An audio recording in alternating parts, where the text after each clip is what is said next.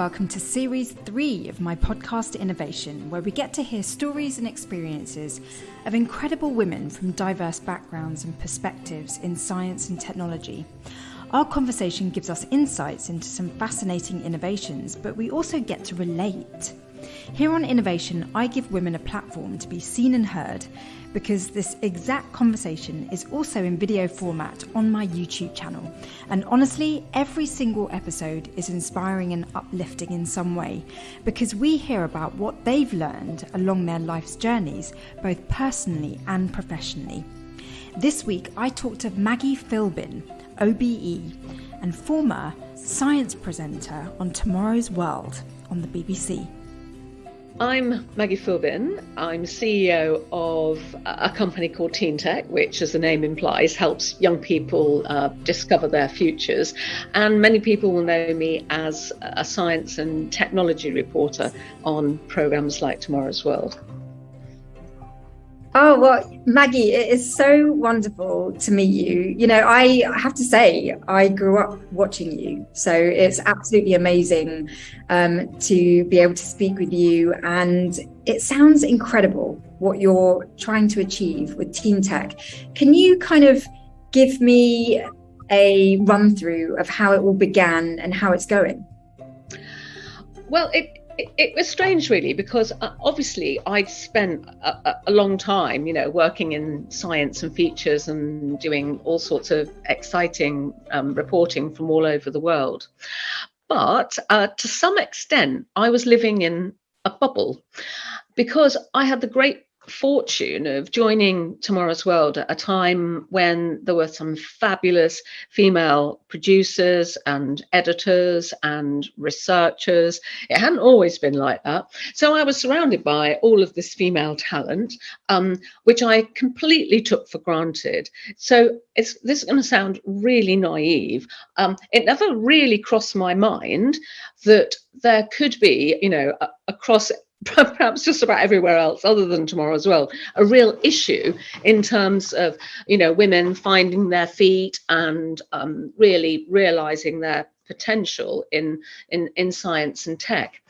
But when I stopped doing Tomorrow's World, I was just alerted to what was really going on.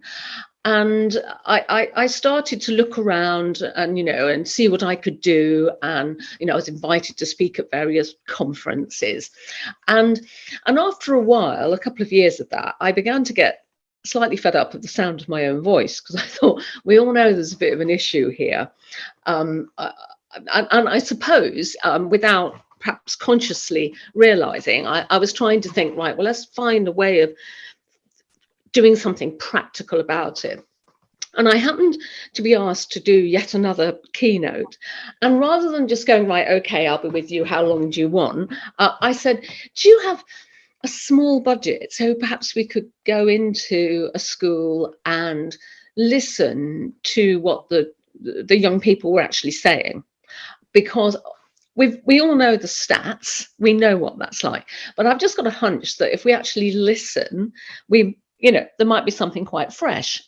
And there really was, because it is very different. It's one thing if you hear only X number of girls choose physics, or, only so many, progress into a career in tech. It's something else to hear those girls and boys talk about why it didn't really seem that appealing to them.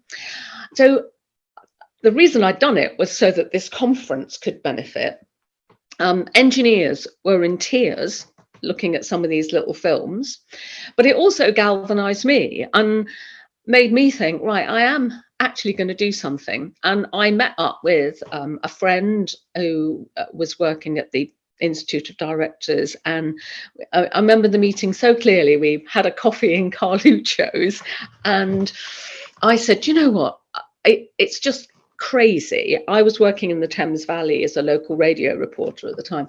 And I said, it's just so mad that this area is lined with tech companies, and the kids that I've just spoken to, they are enthusiastic about tech. This is the misconception. The idea is, they're not interested. They are, but they don't see their interest in tech has anything to do with what they might do in the future. This, these connections just don't seem to be being made. And I said, what we need some kind of event that brings everyone together, so that those young people hear firsthand.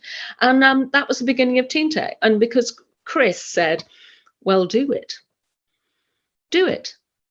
Which actually, if he hadn't said that, I probably would have just carried on going, we ought to. But so we ran the first Teen Tech. We brought everyone in the region together. It was, from the word go, set up as a very collaborative effort, because I felt there was far too much working in silos going on. It was deliberately designed to be collaborative. And the first event was a great success. And really, the Teen Tech was driven by enthusiasm of other regions who wanted to run Teen Tech, and the students themselves and the teachers. And so they have always set the direction of where we're going to go. And maybe that's something which is slightly different about Teen Tech. It wasn't, a top-down approach. It was based on listening to what those young people were actually saying, and what their teachers were saying, and what their parents were saying. And back in 2008, I absolutely didn't think that 13, 14 years later we would be doing what we're doing at the kind of scale that we're working at. I thought we were going to do a one-off event. And it just developed legs. So it's been a wonderful and very, very exciting period of time for me. And I think it is the most important thing I've ever done. I know most people are not aware of the work of Teen Tech. They are aware of things like Tomorrow's World if they're of a certain age, but the difference that now we're seeing that we're making to decisions made by young people, of not just women, but our focus was very much on how can we make the world of tech and science much more diverse. And because my feeling is, if you get diversity right, then that helps everybody. And as opposed to if we just focus on a particular group and try and help that particular group. So that was my hunch. And I feel that with the work that Teen Tech does, it's borne out in the results. So although, as I say, we don't focus on gender, as we're a sort of a wider, and we have a wider reach, really. The output is, we see, when students first join, it's quite easy to have a 50-50 balance. But as they stay with Teen Tech and develop projects and go right the way through, if we look at something like the Teen Tech Awards, which is, I would say, like for many students, is the highlight of what they will ultimately achieve with Teen Tech. It's well over 60% female. Wow. So, and so that's why we do things the way we do them. And it's not to say that other things don't work if they're done in different ways. It's just that's been the Teen Tech methodology. And yeah, I do feel really proud. It's a massive collaborative effort on the part of everyone. But it's been very exciting and very rewarding. So what kind of scale has it grown to? Well, in the UK, we directly work with, obviously slightly different during the pandemic, but between sort of 14 and 20,000 young people every year. That's directly. Then indirectly, through teachers using our resources, students accessing web pages, etc., we estimate it goes to about 75,000. That's the rough estimation. But the bit that I count are, it's the students who are engaging directly with us and participating in, either real or in real life or virtual innovation sessions, festivals, Teen Tech Award programs, Teen Tech City of Tomorrow, Teen Tech Create Your Future, all of the different programs that run. So it's, that if you compare that figure with the number of teenagers in the UK, it is tiny. But the ultimate aim of Teen Tech is, which sounds rather weird, is to put ourselves out of business, because what I would like to do is to see the shape of education change. And so what we can do with those numbers is to provide, I think, some really interesting data on what seems to work with young people, particularly young people who are disaffected with more conventional approaches. I mean, that's so incredible, and I can see why you're proud. I mean, you've raised a few things which I'll try and address one by one. The first is voids. It's really interesting because there are voids in the solution and the problems that exist. And I, like you, have tried to plug gaps, I guess, because I've always wondered why girls don't take STEM subjects. Because, I took engineering and it just seemed very natural to do that. And it was great at university. Yes, there was a gender imbalance, but it was an interesting course, and et cetera, et cetera. And then it was really only when I got into industry that I realized that there were kind of uncomfortable environments. There were not enough people that looked like me. And so in terms of voids, like, where do you think the bottlenecks are in terms of trying to encourage more people into STEM? I think it is. I think it is quite complicated. One of the things which I've always had a slight aversion to the word STEM, or indeed the word STEAM, because I feel it creates a silo, and it's like, well, if you're interested in STEM, you can't possibly be interested in the arts or music or geography or whatever. There's that artificial divide, and obviously that goes back quite a long way in the UK. So I think that is a bit of an issue, because I think increasingly, as you know, more and more jobs require higher and higher levels of digital skills, no matter what you do, and so it's really important that that idea of, oh well, I'm going to do history at university or whatever, I don't need to bother with any of this stuff, that we challenge that, but challenge it not in a way of saying, right, well, you also need to do a STEM course, or that would be dreadful, but by perhaps approaching those subjects in many different ways, because there's all sorts of interesting ways that you can use help students develop skills, building on their interest in whatever subject, whether it's making jewelry, or whether it's history or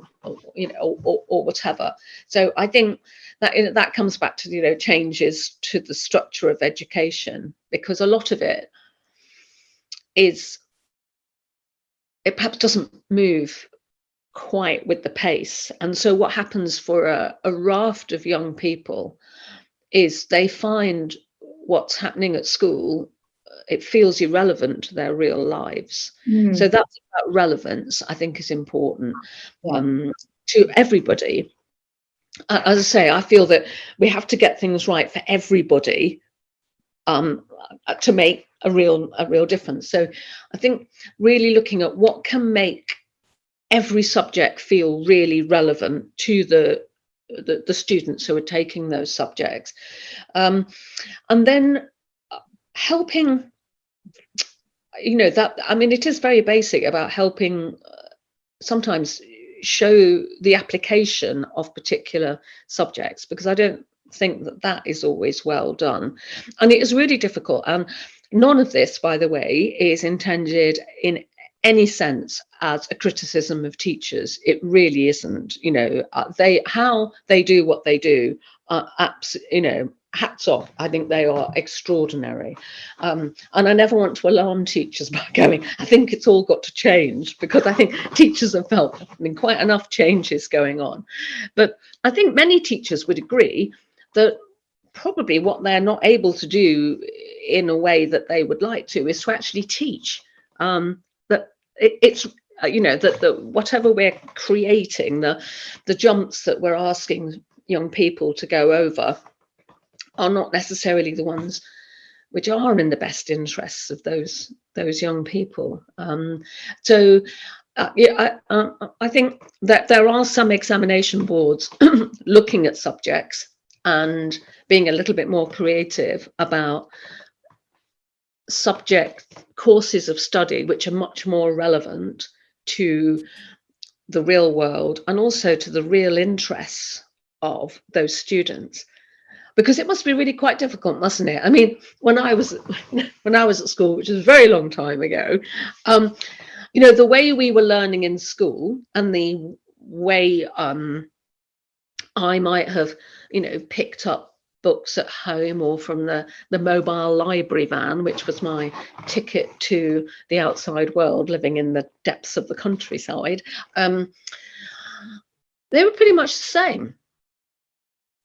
But what seems to happen is that, you know, students have this access, or many students have access to a whole range of digital information of every which kind at home, and then they go into school and it's all different, you know, which is a bit mad.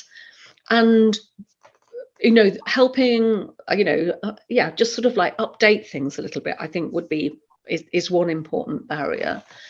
And then that, you know, the perceptions of the subjects, I mean, it does come back, I'm probably slightly repeating myself, but it's helping everybody understand how you might apply this knowledge, why it might be relevant, how something that you might think, well, I don't know where I would ever use this, you know, helping students understand where that might make a real difference, where, for instance, you know, an understanding of data science and being able to interpret data makes a big difference in things like when we're faced with a pandemic.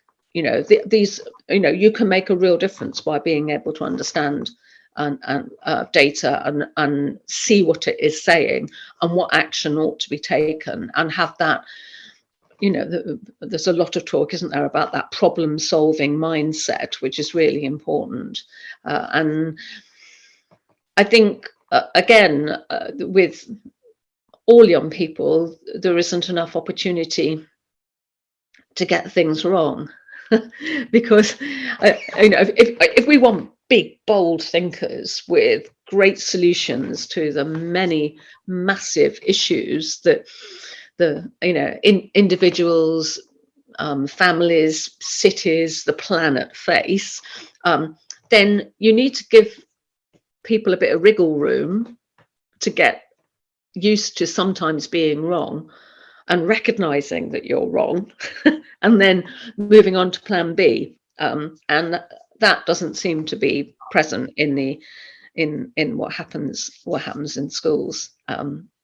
That's my feeling, that I would love schools to have a little bit more space in those packed timetables for students to do perhaps more project-based learning based on their own interests. And I appreciate that's a really complicated thing for schools to arrange.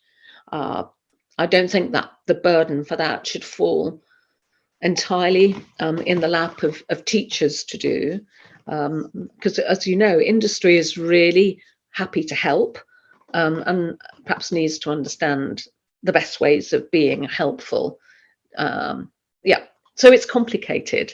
It really is complicated, and I think understanding that it's complicated, is a really important starting point, because I get very irritated when you see things like, well, we did this. I went into this school and I talked about my career in name any career. And as 95% of the students said they now want to work in name area. That's just mad. It's completely mad, because there's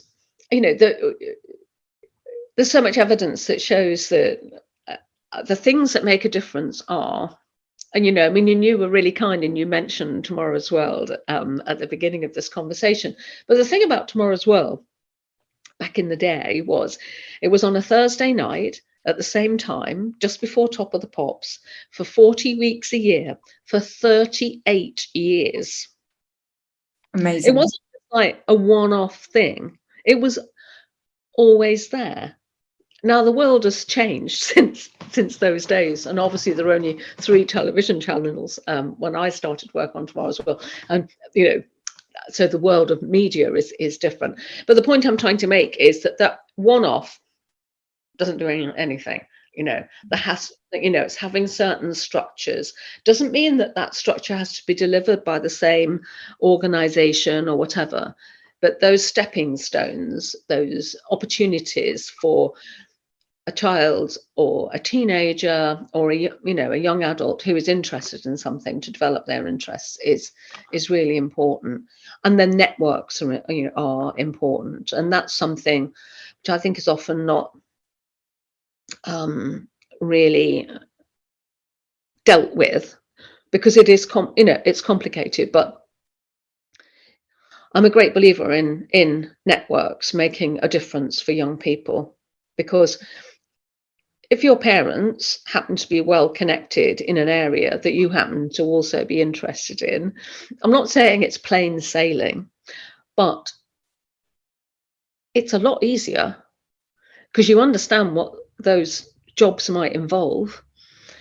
Your parents know, well, if you want to have a career in that area, then the best pathway at the moment is this. And those pathways change, and they can connect you with people who can give you further, advice. But if you don't have those connections, if you happen to want to pursue a line which is very different to those of your family and your family's connections, and you don't have a network, it's really hard, really difficult. We did a report on digital skills in I think it was 2015. It was just before the new computing curriculum came in, and we made a number of suggestions, around what would make a difference in terms of teacher CPD. But anyway, one of the things that came out of that report when we did a bit of digging at that time was, we thought, right, well, I wonder if you do a degree, let's just have a look at the employability figures on degrees. And one of the worst ones was computer science. Now that didn't make any sense. This is like, well, the world needs computer scientists. Why is this? And one of the reasons, we handed it over to HEFSI to do some further digging, but one of the things perhaps underpinning that was a lot of universities doing a really good job of recruiting students onto computer science courses, and then those students struggled, and then even when they came, with some universities there was quite a high attrition rate, and then when the students who did complete the course finished, they didn't have a network. They didn't have a way of knowing, well, what am I going to do with this computer science degree? And and that still happens. I was approached by a computer science student at an event a couple of weeks ago, and he wanted, during his holidays, to have some relevant internships. He was really struggling. So that many computer scientists were disappearing off to Silicon Valley. Well, they may have been, But it was just, as I say, things may have changed. That was what we found in 2015 or whatever. But it really shocked me because I thought, I don't understand. Why is your employment prospects not as good as you would imagine?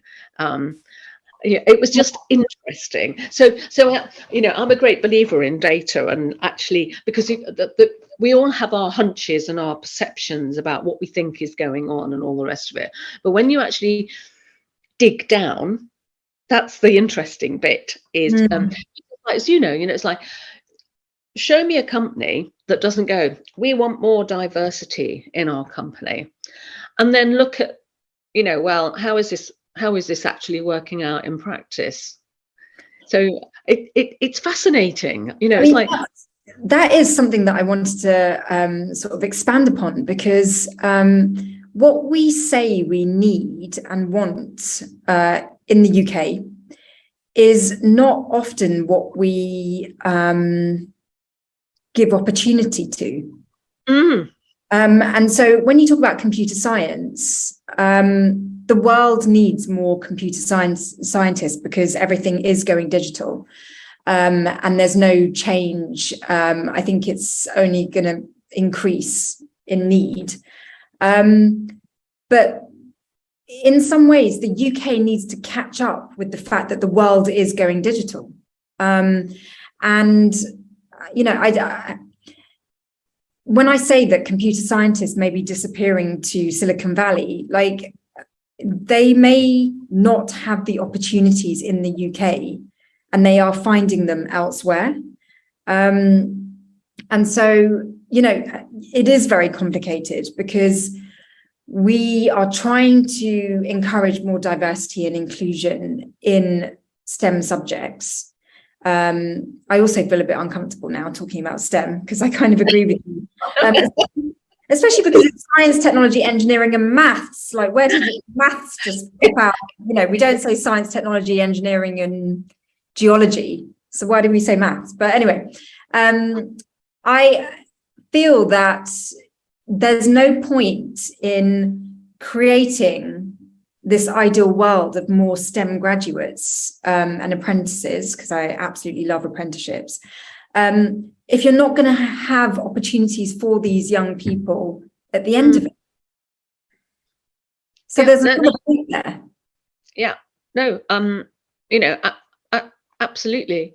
And which is where it comes to that thing of just like really helping both young people and schools, and indeed, all of our examination bodies understand, means education isn't just about getting a job, but it is, especially when students are investing many thousands of pounds in university education in particular, is they do want to have a level of understanding of, right, well, what am I actually paying for? What is this going to do for me? So I think that, finding intelligent ways of showing, well, these are the job opportunities at the moment. These are, and there are all sorts of analyses made of, job boards and all the rest of it, so you can see what do people really need. But I think there's also a question, like when you talk to companies about, right, well, these are the technical requirements of this role, and then these are the personal requirements of this role. And that, I think, is quite interesting, because sometimes that's where people may have the perhaps technical requirements, but they don't have the personal requirements that are going to make a real difference to them enjoying that sector and being able to progress and realize everything that they can do. And you can't just waltz into, I don't know, a lecture theatre and go, right, now what we're going to do today is going to work on confidence. We're going to work on being able to take constructive criticism and move forward. those things, and that's what you kind of see, because we all, I can see, when we bring lots of different schools together, you can see there are some kids who are naturally confident because they've had the luxury of very supportive parents, a very, supportive school environment. It doesn't mean they're academically any more gifted than someone who has had absolutely none of those things. But they do have certain personal qualities that mean they can overcome, because we all have setbacks of whatever kind, professionally, personally, and the ability to deal with all of that is really important. The ability to think, actually, do you know what? I'm in this job and I've just, discovered I'm being paid a third of person sitting next to me. I'm doing the same job. To my mind, I'm doing it just as well. Actually, guess what? Enough. That now it takes a certain kind of person to be able to do that, as opposed to go on into the mindset of, maybe I'm not as good as they are. Maybe they are just better. It's a mindset, and there's a mindset, and that's also part of what we do with Teen Tech, is just helping the students. It's not about that kind of, well, hey, we can all do whatever we want to, we don't need to bother with learning anything. It's not that, but it is that, we put a huge amount of emphasis on, particularly within the Teen Tech Award program, which rewards sort of what the students are doing. So it doesn't matter whether they get to the final showcase, they always get feedback on their projects. They always get either a bronze or a silver or a gold certificate, which gives them a sense of achievement. It's not just about, have I won? That's very empty, but they understand, right, okay, so I've done this. If I'd done that might have made it a stronger project, but hey, look, I've got this, and it does make a difference. And helping, that, because what is encouraging about what we've seen over the years is how students, they stay with us for maybe 4 years doing different things, different projects. It's not about winning something, it's about learning, and they can feel themselves learning and developing, and understanding a little bit more about, I thought that was a rather dull area, but actually it turns out it's fascinating, and it seems that I'm really quite good. Just that, as I say, that the whole picture is really complicated. Yeah. But understanding it's complicated is a really important start, and it's not a quick fix. It's not an easy thing. But it doesn't mean it can't be achieved, because I absolutely do think you really can achieve it, and it does make a real difference. I mean, going back to Tomorrow's World, I'd worked in children's before Tomorrow's World, and again, I was surrounded by really brilliant women. I thought the whole BBC was like this. Really amazing, incredibly bright, creative women, and a great team spirit on it. And so I moved from that environment onto Tomorrow's World, where, as I say, I was fortunate enough to encounter the same level of commitment and team spirit and a huge support. We all knew what we were trying to achieve, and we helped each other. It was very, very generous environment, but it hadn't always been like that. And there were conscious changes that have been made shortly, I think, really relatively shortly, maybe a couple of years before I joined. Because if you look at some of the Tomorrow's World programs from the 1960s, the first shows, they're quite revealing in their sort of blokiness. Blokey because the show was produced by blokes, presented by blokes, and researched by blokes. And it was a very different environment. And So when I watched, because I watched that program as a child, I watched it. I was fascinated by what I saw, but I didn't feel like it had anything to do with me. I didn't think, oh, look at Raymond Baxter there, showing us a hovercraft for the first time. I was very impressed, but I didn't think maybe I could design a hovercraft. You know, that never entered my head.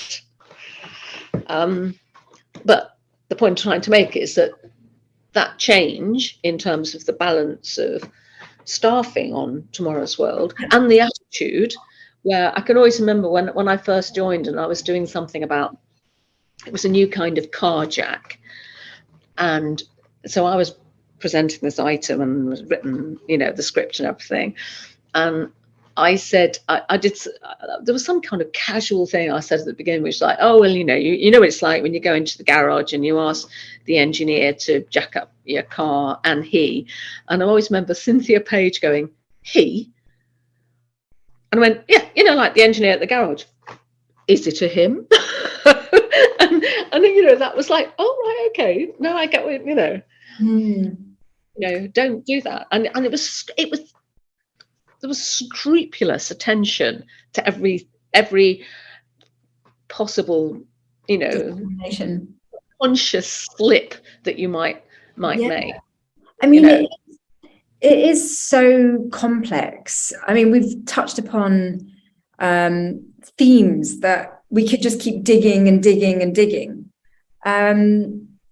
But yet the solution is so simple, because essentially what you're saying is, if you can see it, you can be it. That saying that I think was first coined in New Zealand or Australia. And I just really subscribe to that, because what you're talking about is what you're talking about in terms of really getting through to teenagers is something that is so subtle, which is to just tweak focus and perspective. And rather than taking this kind of like talking at people approach, it's very much like, let's hear from you. There's like a real interaction and involvement and appreciation of what teenagers can bring to the table.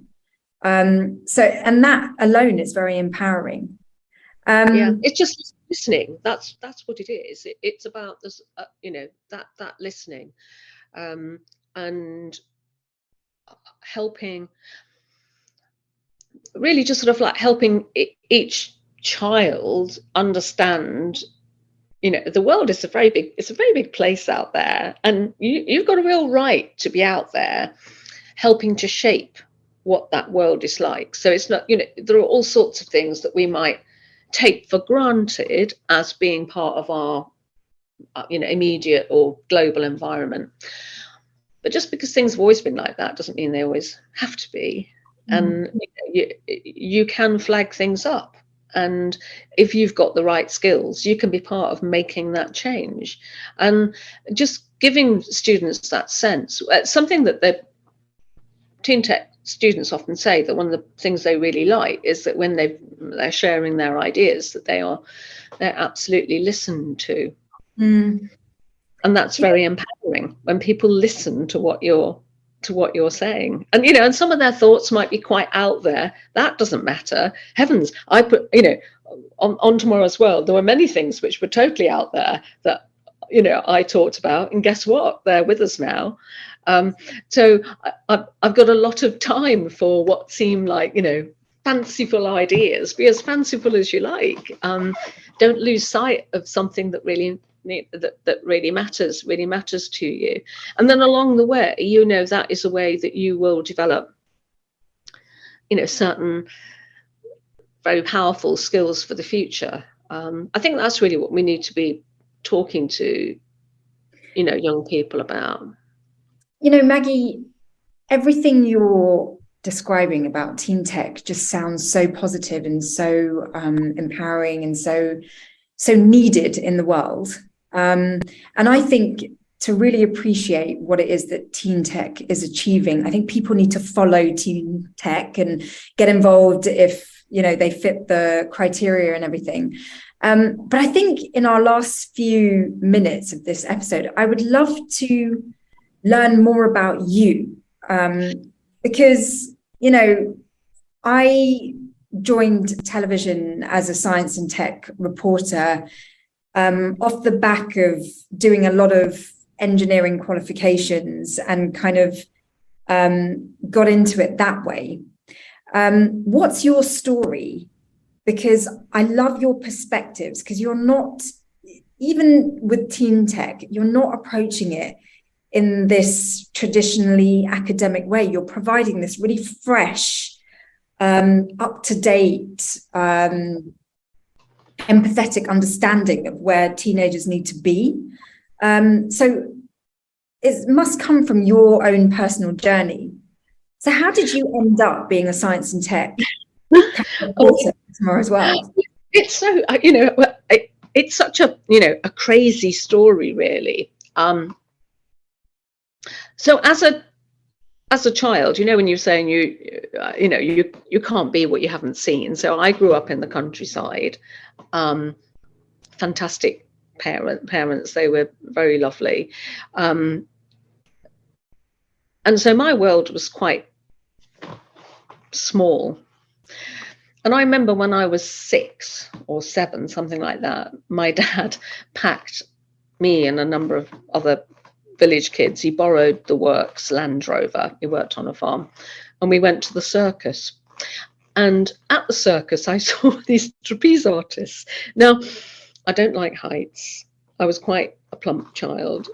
But for a long time, I wanted to be a trapeze artist, because the magic of this thing, I'd never seen anything like it before, Now, and then so that was, I'm not saying that being a trapeze artist has shaped my career in any way, but it's just quite interesting that was like utterly random, totally impossible. But that didn't mean I didn't for a long time think, right, I'm going to be a trapeze artist and give me that climbing frame. And then I love animals, particularly horses. I don't know where the horse thing came from, but we lived in a village and someone in the village had ponies. I did everything round at her house, the washing up, swept the yard, never got a ride on the pony, but I was really determined I was going to get a pony. So it's a long story and we would take another hour, but I was so determined to learn how to ride. My parents couldn't afford riding lessons. So I started to try and save up money. And I'm ashamed to say, one of my tactics was my dad used to empty out his pockets of all of the loose change, because, when we had those, you won't know because you won't have it, but pennies used to be blooming huge and heavy. So we'd empty it out on the mantelpiece and I'd watch this and I would just go, it's terrible. And yeah, so then I was able to kind of afford to take myself off for a riding lesson in secret. My parents knew nothing about it. I bought a pair of jobbers from a jumble sale and I did that, and I was found out eventually. But I suppose the point of that is I was an incredibly determined little girl. It's like, okay, I absolutely accepted, right, parents can't afford to do this. I'm going to have to take a long-term view. The other thing I did was because I thought, right, because I'm jumbling this all up, but the tactic of taking the pennies off the mantelpiece meant that I could get to have a riding lesson at the stables, which was about 3 miles away, about once every 6 weeks. And I wanted to go more often. So I thought, I've got to up my game here. So I decided to do a puppet show, organised the kids in the village. Again, my parents knew nothing about this until someone from school said, oh, just had this invitation to a puppet show in the village hall. And I had collected, I was charging 6pence for this puppet show. And on the day, because my parents then, damn it, got involved and said, well, you're charging people 6pence, then we better make tea and for them when they pitch up. And I always remember Andrew Richmond. I sent him out while I was sorting out the puppets, and I said, how many people are queuing outside? And he was gone for a long time, and he came back and he said, too many to count. And it was like so exciting for me. And I think I raised about 25 quid, which was a fortune to me, and my dad made me give all the money to a hospital. But I guess so. This is a strange background story, but I think those things actually were really quite important as some kind of a foundation for me, because somewhere I got the idea was that if you really wanted to do something, you kind of had to, it was down to you to do it. You couldn't rely on anybody else. You had to kind of make it happen. So I do, and I think that was very important. And I wanted to be a vet, because that I thought was another pathway to perhaps having a horse. I was no good at chemistry. And I switched to art subjects, did a degree in drama and English at Manchester. And while I was in the middle of my finals, there was a box numbered ad in the Stage saying, do you want to be a top TV personality? I mean, I thought it was a joke. So I wrote a very, very tongue-in-cheek letter and forgot about it. And that turned out to be the BBC's first Saturday morning programme, Swap Shop. And I never for a minute, I mean, when they invited me for interviews, I never imagined they would ever give me the job. But they did. They took a real gamble. And so I owe a huge amount. And I'm looking actually at a picture of Rose McGill, who was that editor who interviewed me and gave me that chance. And it won't surprise you, because years later I said to Rose, why did you take that risk? Because you interviewed lots of people with much more experience and very kind of showbizy kind of people who would have been, you'd have thought were much more suitable. And she said, oh, well, we asked you one question, which was, where did you get your boots from? And you talk for 25 minutes. And we thought you'd probably be all right on live television. So, and then, so that was lovely. And that was a really good learning environment, as I say, because it was so diverse. Children's programs was a diverse area. And then out of the blue, I did a program which you won't remember called the Show Me Show, which was like a very poppy Tomorrow's World. And originally it was intended as a children's program, but the controller BBC One decided to put it on at 7:00 at night while Tomorrow's World was off the air. And Tomorrow's World saw that, and I think it was like, keep your enemies close. And they offered me a job on Tomorrow's World. And so it was just wonderful. A lot of people took a massive, massive risk on me. And, so on the surface, that looks like, very smooth. But underneath, I had all the insecurities when I joined at the BBC and was doing that live show on Saturdays. I always felt like the student had a lucky break, which was exactly what I was. And I felt really quite insecure for all of that period, I would say. I was learning from the best, but I felt very insecure. And then when I joined Tomorrow's World, I was haunted by the fact that, oh my God, chemistry, what's this going to be like? But I'd had that interest, and I'd done physics and maths to a certain level, O level at school, and I'd wanted to take them further. But, so that first year on Tomorrow's World was quite tough. It really was quite tough. But again, I'd had some wonderful people around me who wanted me to succeed and who helped me, and who gave me and also encouraged me to do it my way. And do you know what? Like, Tomorrow's World has really inspired so many generations into science and tech. And so, final question for you, seeing as we've sadly run out of time, would be, why should anyone go into science and tech, given, that you did, essentially? Like what sparked and sustained your interest in science and tech, and why should others go into these subjects? I would say it's the power to make a difference, because, science and technology, they are absolutely the tools of the future. And we want as many people as possible to be able to use those tools, not just a few, not just certain kinds of people from certain kinds of backgrounds. We want everyone to have access to those tools. Unlike any craft person, some people are going to be geniuses at using those tools, but we should all be able to use them to some level so that we understand them. So enthusing people about what can be achieved with science and tech and engineering and digital skills, all of the ethics that underpin all of those areas is really crucial, because we all have to be able to understand, make decisions, support and challenge developments. And you can only do that with a certain level of knowledge. You can't do it if you don't have any knowledge whatsoever. So it's not just about whether you want to work in a tech company. It's like, well, do you want to understand what that tech company is really doing? Do you want to understand how your data might be used?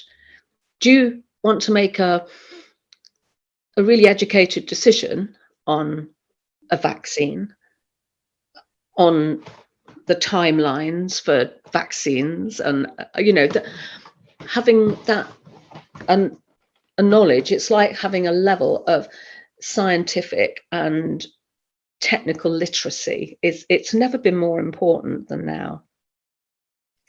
Well, Maggie, I don't know too many people that have been so influential in the world of science and tech. Communicating science and tech is more powerful in some ways than actually doing it. And you've been a complete role model and inspiration for me throughout the years. And I just think what you're doing with Teen Tech is so important. Thank you for being you, because I think throughout our entire conversation, I got such a strong sense that you are doing what is important to you and what you're passionate about. And even if, you haven't come from a conventional STEM background, you've always been following your heart and your interests, and you're doing that and making as much of an impact with Teen Tech as you have done with Tomorrow's World. It's been a joy to speak with you, and thank you so much for sharing your story. Oh no, well, thank you very much for giving me the opportunity, and I'm always very happy to talk about Teen Tech, because I know amongst all of our students there are some out there who are going to make a very, very big difference to our world. Thanks for listening, and please do subscribe to this podcast and maybe even rate and review it if you can. The more ratings and reviews, then the more interest from those trusty algorithms, which could help to increase the reach of this show. And you can watch the video recording of this conversation on YouTube on my new series called Esteemed. It's all about self-discovery, self-evolution, and inclusivity on innovation. Let's all strive to be in the best versions of ourselves and celebrate others being themselves too. As always, be kind and loving, and I wish you all a great week.